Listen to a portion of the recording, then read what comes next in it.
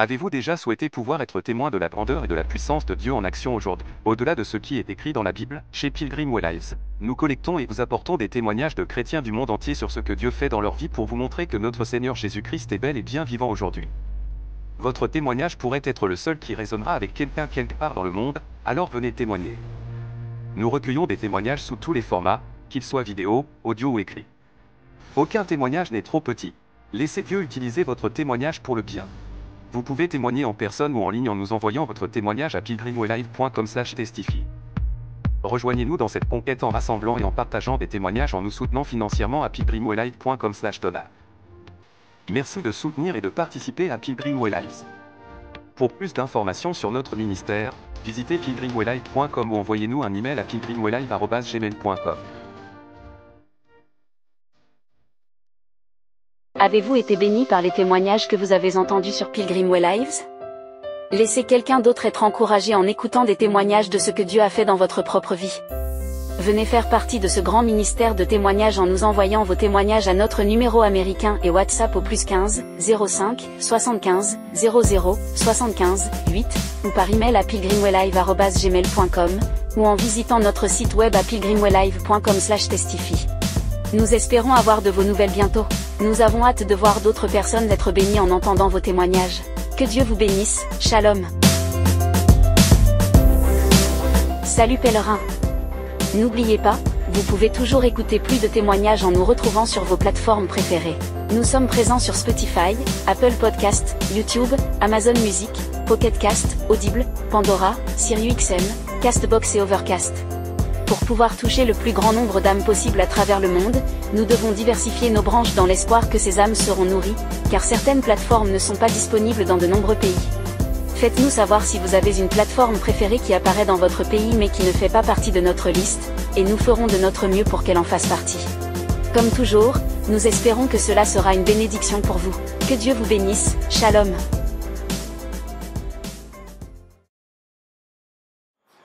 Bienvenue dans un nouvel épisode de Pilgrim Way Life, là où nous collectons et publions les témoignages de chrétiens de partout dans le monde pour but, comme toujours, de vous encourager et de vous montrer que ce que Dieu fait dans la vie des autres peut aussi le faire pour vous. Et peu importe là où vous êtes, le même Dieu qui agit pour eux va agir pour vous. Aujourd'hui, nous avons Maman Jamili pour donner son témoignage aujourd'hui. Et comme toujours, que Dieu vous bénisse. Shalom. Amen. Bienvenue, Maman Jamili. Merci. On va commencer comme toujours avec un mot de prière et avant d'apprendre le témoignage. Amen. Comment on fait? Seigneur Jésus, merci pour ce moment de témoignage de gloire, de dire au monde les choses de merveille que tu as fait dans ta vie. Amen. Que ce témoignage, Seigneur Jésus, que tu finis ça pour guérir, pour sauver les âmes. Amen. Avec donc qui tu as déjà prévu que ce témoignage affectera. Amen. Que mets les mots dans nos bouches, contrôle l'atmosphère, contrôle Amen. tout, que nous-mêmes, nous ne sachons pas ce que nous disons, mais que c'est ton Alléluia. parle. Alléluia. Nous mettons cette session entre tes mains. Amen. Prends contrôle. Prends contrôle, Seigneur. Nous prions. Amen. Amen. Gloire à Dieu. Oh. Amen. Amen. Donc je vais te laisser prendre la parole, je vais te laisser t'introduire, et après on ira. Ok. Normalement on dit toujours ton nom, ce que tu fais comme occupation et d'où tu es. Moi je me nomme Madame Jamili. Mon nom de jeune fille c'est Akumba Eugénie Michel, épouse Jamili. Et je suis manager de l'entreprise Gracia Soto. Et je suis heureuse ce jour de rendre grâce au Seigneur, beaucoup plus de rendre témoignage pour le Christ, pour lequel je sers depuis bientôt 35 ans.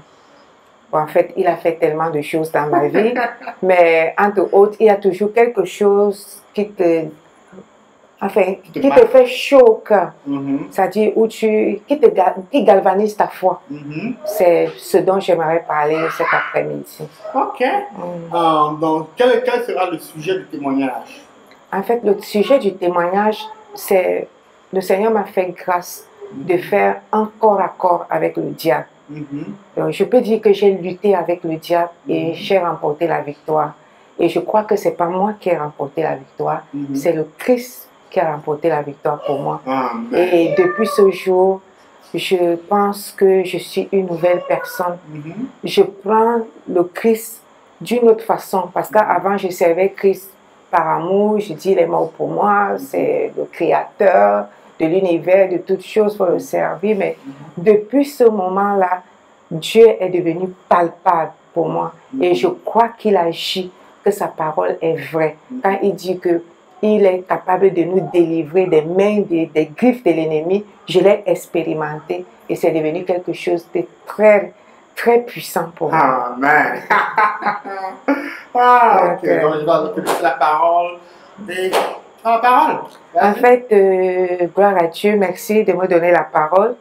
Ça s'est passé dans mon lieu de service, dans le cadre de mon entreprise. Comme je me suis présentée tout à l'heure, je suis chef d'entreprise, manager d'une structure qui fait dans location-vente de voitures. À cette occasion, le Seigneur m'a fait grâce de décrocher un gros contrat avec une société israélienne qui venait pour installer les pylônes dans le pays. Je suis camerounaise de nationalité et je travaille à Douala. Donc, et cette société avait un marché d'installer les pylônes. Et ils devaient utiliser des ingénieurs qui devaient faire le tour du Cameroun. Ils avaient besoin de 10 véhicules 4x4, qu'on appelle aussi des Swift. Et donc, ils ont contacté mon entreprise. Bon, moi, ne pouvant pas matérialiser ces 10 véhicules qui voulaient déjà de nouvelles générations, je n'avais que 2 pour moi. Donc, j'ai fait ce qu'on appelle la sous-traitance. Donc, je suis allée chez des partenaires qui ont des 10 véhicules, contracter des véhicules pour travailler. Et moi, nous devions nous entendre. Ils versent une commission. Je leur verse leur montant, le montant qu'ils désirent. Ils me donnent des commissions. Et bon, bref, par la grâce de Dieu, ça s'est très bien passé pour beaucoup. Malheureusement, pour d'autres, ça ne s'est pas bien passé. Pourquoi? Parce que je ne pouvais pas avoir tous les contacts. J'ai fait appel à mes chauffeurs que je faisais confiance. Je lui disais, voilà, si tu as d'une de tes connaissances qui a une relation, qui a une bonne voiture, qui me l'apporte, on s'accorde, il me donne 20% du montant qu'on me paye. Moi, je lui donne, verse le reste et il paye le chauffeur. Donc, je n'avais pas la même mise sur tous les partenaires. Et c'est comme ça que j'ai eu de bons partenaires. J'ai eu aussi de très mauvais partenaires.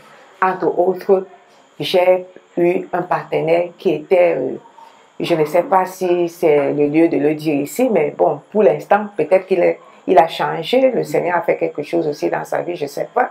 Mais qui est un prince des démons. Parce qu'il était un marabout. Il s'est présenté, il ne s'est pas caché. Hein. Oui. Quand il y a eu l'incident, parce que sa voiture n'était pas en très bon état et elle avait des pannes partout. Et ça entravait le travail des ingénieurs. Ils ont décidé donc de retirer son véhicule. Ils m'ont fait un mail. Ils m'ont dit, voilà, Madame Djameni, on ne peut pas continuer avec ces véhicules. Ils nous causent d'énormes ennuis, on a du retard dans le travail. Vous avez 24 heures pour le retirer. Je leur ai dit, bon, en 24 heures, c'est trop juste. Donnez-moi au moins 72 heures. Le temps pour moi de vous trouver un véhicule solide et confortable. Et comme je n'avais pas le contact direct du partenaire en question, j'ai appelé le gars qui m'a mis en contact avec lui. Je lui ai dit, voilà, il y a un problème. La société ne veut plus de ces véhicules. Donc, ils ont décidé de le retirer dans les très brefs délais parce que c'est des pannes au quotidien. Alors, ton gars ne t'a pas dit la vérité, son véhicule ne marche pas bien. Et le gars a paniqué parce que lui savait déjà qui il allait affronter. Parce que le monsieur, lui, il avait déjà fait les calculs de son argent. C'était un contrat de 2 ans. Wow! Oui, 2 ans. On te prend avec véhicule 2 ans. À plus d'un bâton le mois, c'était pas quand même rien. Il avait fait ses calculs. Donc, du coup, tout tombe dans l'eau et n'ayant pas la maîtrise, n'ayant pas la crainte de Dieu, le monsieur, quand le gars lui tient au courant que ton véhicule est retiré, il est en panne et tout, il pique une crise de colère. Et il a d'abord la fronde avec le gars. Et le gars ne me dit rien. Qu'est-ce qu'il fait pour se couvrir? Il vient seulement, il montre mes bureaux. Et c'est là que je me rends compte que le gars a vraiment fait de la mafia. C'est-à-dire que le montant que lui devait reverser au partenaire, il a encore pris sa petite commis là. Donc c'est pour ça qu'il ne voulait pas nous mettre en contact direct. Il ne voulait pas qu'il sache le Exactement, oui. Donc en fait, celui qui avait le marché, que je suis, l'entreprise qui avait le marché, il jouait les intermédiaires. Maintenant que les choses se gâtent, il vient, il lui montre mes bureaux, que c'est ici, va là-bas. Lui-même, il se cache. Je reste au bureau un matin comme ça. Ma secrétaire m'annonce que voilà, il y a un monsieur qui veut vous voir, un certain, j'ai oublié le nom, un musulman. Il veut te voir, voilà. Le monsieur rentre grand de taille en kandoura, costaud. Il rentre dans mon bureau. Il me dit, voilà, je suis très fâchée. Vous avez retiré mon véhicule. En plus, mon véhicule est en panne. On me dit que vous ne voulez plus de ça. Et tout, et tout. Je lui ai dit, mais monsieur, c'est pas moi. C'est l'entreprise qui utilise votre véhicule. Alors, je lui ai dit, c'est votre véhicule en fait. Mais le gars, le chauffeur qui me l'avait apporté, c'est un de mes anciens chauffeurs, Oumarou. Il m'a dit que c'est la voiture de son frère. Mais moi, je ne savais pas que... Il dit non, non, non, je ne le connais pas. C'est quelqu'un qui me l'a envoyé aussi. Il m'a dit qu'il avait besoin de la voiture. Bon, bref. Je lui dis que c'est indépendamment de ma volonté. Et il n'y a rien à faire. Ils sont catégoriques parce que en 2 jours, le véhicule tombe en panne 5 fois. Ils ne peuvent pas travailler et le rendement ne suit pas. Donc, il n'y a rien à faire. Il dit non, il veut voir le gars qui a déclaré que son véhicule a telle panne. Parce qu'en fait, j'avais un mécano qui faisait la maintenance. Donc, quand la société se plaignait qu'il y avait telle chose sur les véhicules, j'envoyais ce maintenancier vérifier et il avait confirmé comme quoi ce véhicule était en très mauvais état. Et c'est ce que son gars allait lui reporter. Et il était courroucé contre ce rapport. Pour lui, il trouvait que c'était un faux rapport. Alors, qu'est-ce que j'ai fait? J'ai fait venir le mécano. Il n'était même pas loin, puisque le garage est loin des bureaux à 5-10 minutes. Il est venu. Je lui ai dit, bon, voilà, explique-toi. Le monsieur dit que le rapport que tu as donné sur son véhicule est faux. Lui, il reconnaît que son véhicule est en bon état. Et les utilisateurs disent aussi que le véhicule, ça ne fonctionne pas. Alors, dis-nous, qu'est-ce qui se passe? Le gars explique. Le monsieur pique un coup de colère. Il dit, toi c'est qui? Hein? Un salopard. Tu t'amuses, je t'anéantis. Hein? N'est-ce pas hier, hein? Les femmes ont bagarré dans ta chambre? N'est-ce pas hier, les femmes ont bagarré dans ta chambre? J'étais là. J'étais là. Alors je t'ai dit, je suis le grand marabout. C'est moi le marabout de Madame Foning. Bon, Madame Foning, c'est une dame qui était une femme politique dans le Cameroun. Il dit que c'est lui, il est son marabout. Moi, je ne le connais pas. Il dit, vous ne me connaissez pas, tout le monde me connaît, je m'appelle tel. Tout le monde me connaît. Si tu vas en Cololou, tu demandes tel. On me connaît. Tu étais dans la chambre, tu as bagarré avec les femmes, non? Et tes 2 femmes sont venues se rencontrer là, j'étais là. Tu es allé au camp Yabassi, tu as voulu jongler de l'argent, là-bas, on a failli te battre là-bas, non? J'étais là. Donc, bref, tu comprends que le gars, je ne sais pas si c'est des visions, si c'est des quoi. Donc, il lisait dans la vie de ce garçon. Et le gars a pris peur, il a commencé à trembler. Il dit, tu t'amuses là, hein? Tu t'amuses, je t'ai fini là. Je t'ai fini. Alors, le gars a pris peur. Il a fait semblant comme s'il allait prendre quelque chose au secrétariat. Il a disparu, il m'a abandonné avec le monsieur. Le monsieur me dit, il se retourne, il dit, le gars, il est où? Et il faut qu'il vienne, il doit ranger ma voiture. C'est lui qui a gâté, il dit, il raconte des histoires sur mon véhicule et tout. Je lui dis, monsieur, vraiment, je suis désolée. Ça ne sert à rien de crier. C'est pas... Nous louons les véhicules, certes, mais ce n'est pas nous les utilisateurs. Si l'utilisateur dit qu'il ne veut plus de ton véhicule, je ne peux rien. Donc, ce véhicule sera retiré, il n'y a rien à faire. Le monsieur sort le couteau. Il me dit, vous voyez ce couteau? Il se pique le couteau comme ça. Il se pique le couteau. Il dit, si je vous déchire en deux, vous allez me payer. Donc bref, même si le véhicule n'a pas fait le mois, on doit lui payer, c'est 1 mois, rien à faire. Vous allez me payer mon mois. C'est tout ce que je vous demande. Vous me payez mon mois ou rien. Ou je vous finis ici. La suite au prochain épisode.